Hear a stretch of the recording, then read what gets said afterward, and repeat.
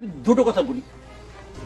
ব্যক্তিগতভাবে আমি কোন রাজনৈতিক দল নিষিদ্ধের পক্ষে না, মানে নিষিদ্ধ যদি ইম্পোজ করে দেয় গভর্নমেন্ট আইনের মাধ্যমে করে, আমি তার পক্ষে না।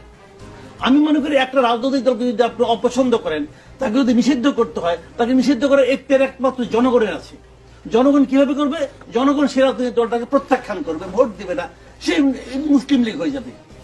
এটা একমাত্র জনগণ করতে পারে, আপনাকে সেই এখতিয়ার দেওয়াই হয় নাই। যখন আপনি সেই কথাটা বলেন যে আমরা একে নিষিদ্ধ করব, তার মানে কি ওরা মাথার মধ্যে আছে যে আওয়ামী লীগকে আমি নিষিদ্ধ করে দেবো? সেই সেই ক্ষমতা ওনাকে দেওয়া হয় নাই। এই আপনি বলতেছেন কি আপনি গণতান্ত্রিক প্রাতিষ্ঠানিক রূপ দিবেন, আপনি অমুক করবেন তমুক, আপনার প্রথম কাজটাই তবে সন্দেহজনক। কাজেই সেই কাজ যদি আপনার মাথার মধ্যে থাকে আওয়ামী লীগ সম্পর্কে, তাহলে সেটাও আপনারা ভুল করবেন। আমরা মূলত হচ্ছে বিপ্লব করছি আর কি। আমাদের এখনো মনে হয় যে এখানে বসে কথা না বলে রাস্তায় গিয়ে স্লোগান দিই। এখনো মানে হচ্ছে খুব খারাপ লাগছে যে হচ্ছে আমার ভাইয়েরা মাইর খাচ্ছে, আমি এখানে দাঁড়িয়ে আছি এই যে এসি রুমে।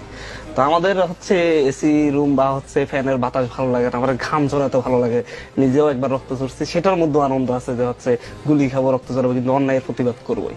তা আমাদের কাছে আসলে সুশীলতা বিষয়টা নেই, আমরা সুশীল হতে পারি না। আমি একটা কথা হচ্ছে থাকবে না, শান্তি প্রতিষ্ঠাও তো করতে হবে। শান্তি প্রতিষ্ঠার জন্য বিপ্লব দরকার। বাংলাদেশে যে বিপ্লবটা হয়েছে পূর্ণাঙ্গ বিপ্লব হয়নি, যার কারণে শান্তিও আসেনি। শান্তি প্রতিষ্ঠা করতে হলে আগে রক্ত ঝরবে, তারপর শান্তি আসবে। রক্ত ঝরার আগে শান্তি আসে না, এটাই হচ্ছে বাস্তবতা, এটাই বলে হচ্ছে আপনার রাষ্ট্রবিজ্ঞান। এখন হচ্ছে আমি যেটা বলছিলাম, বিপ্লবীদের কাছে যারা একবার রক্ত দেখেছে, যারা তার ভাইয়ের মৃত্যু দেখেছে, পাশে হেঁটে যাচ্ছি, সানগারপুল থেকে ঢুকতেছি, আমার পাশে 2-3 জন মানে লাশ পড়ে গেছে, যারা এটা দেখছে তাদের কাছে সুশীলতার জায়গা নেই। মাসুদ কামাল ভাইরা হচ্ছে সাংবাদিকতা করেন, ওনারা হচ্ছে সবসময় রাজনীতি বিশ্লেষণ করেন, হয়তো রাজপথের রক্তটা হয়তো ওনারা দেখেন নাই, মানুষকে কিভাবে গুলি করা হতে পারে, মানে কত নির্মমতা থাকে। এর পর্যায়ে এখন যদি প্রধান উপদেষ্টা না সকল উপদেষ্টা একসাথে এসেও যদি বলে আওয়ামী লীগ আগামী নির্বাচন করবে, আই উইল অপোজ দ্যাট।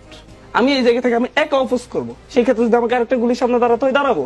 কারণ যেই স্লোগান দিয়ে বাবা মায়ের সন্তানদেরকে হত্যা করেছে, সেই বাবা মা এটা নিতে পারবে না, আমি নিতে পারবো না। কারণ আমার ভাইদেরকে আমার সামনে হত্যা করেছে, আমাকে গুলি করা হয়েছে একসাথে। প্রতিদিন আমাকে জোরপূর্বক গেস্ট রুমে বসিয়ে জয় বাংলা জয় বঙ্গবন্ধু স্লোগান দিতে রাতে 3টা পর্যন্ত বাধ্য করেছে। It's fascism. হিটলার মুসলিনীর দল যদি নিষিদ্ধ হয়ে থাকে, বাংলাদেশে আওয়ামী লীগ কেন নিষিদ্ধ হবে না? এই সুশীলতা কোথা থেকে আসে? আন্তর্জাতিক বিশ্বে, গণতান্ত্রিক বিশ্বে দেখেন, জার্মানিতে আছে ফ্যাসিস্ট দল, সে কি নিষিদ্ধ হয়নি? আইন করে নিষিদ্ধ, বিচারের মাধ্যমে নিষিদ্ধ হবে। বিচার হওয়ার আগ পর্যন্ত দল হিসেবে এটা তো ব্যক্তি অপরাধ করে নাই। আওয়ামী লীগ দলীয় ভাবে অবস্থান নিয়েছে ছাত্র জনতাকে প্রতিরোধ করার জন্য। আওয়ামী লীগের অফিস থেকে ঘোষণা দিয়েছে 4 তারিখে থাকবে, প্রত্যেকটা অস্ত্র নিয়ে নেমে গিয়েছে। উপজেলা পর্যায়ে থেকে ইউনিয়ন পর্যায়ে থেকে প্রত্যেকটা আওয়ামী লীগ ছাত্রলীগের নেতা অস্ত্র নিয়ে, গুলি নিয়ে, যেটা আর্মির কাছে গুলি নেই এরকম গুলি নিয়ে ছাত্রদের উপর হামলা করেছে। আসিফ, কাউন্সিলর আসিফ, মানে ঢাকা শহরে কে না নামছে। তো এটা দলীয় ভাবে যখন অবস্থান নিয়েছে, তখন তাদেরকে প্রতিরোধ করতে হবে। স্টেট কাট আওয়ামী লীগ নিজে এত অপরাধ করেছে, তারা ভয় পেয়েছিল যে তারা যদি ক্ষমতা থেকে যায় 5 লাখ 10 লাখ তাদের নেতাগুলো হত্যা করা হবে। জনগণ কন্ট্রোল করেছে, নট মব জাস্টিস করেছে। জনগণ মানে যাকে ইচ্ছা তাকে মারা নাই। কেন জাতীয় পার্টির অফিসে বাসায় আগুন দেয়া যায়, অফিসে আগুন দেয়া এক কথা না। আমি জাস্টিফাই করতেছি, আমি জাস্টিফাই করবো এটা। জাতীয় পার্টির অফিস খুলবে কোন সাহসে? যাদের আমার অফিসে আমার ভাইদেরকে যাদের মানে ইন্ধন হত্যা করা হয়েছে, তাদের বিচার হবে। এখনো আমি এই যে অথর্ব সরকার বলছে, ভাইয়ের সাথে আমি একমত।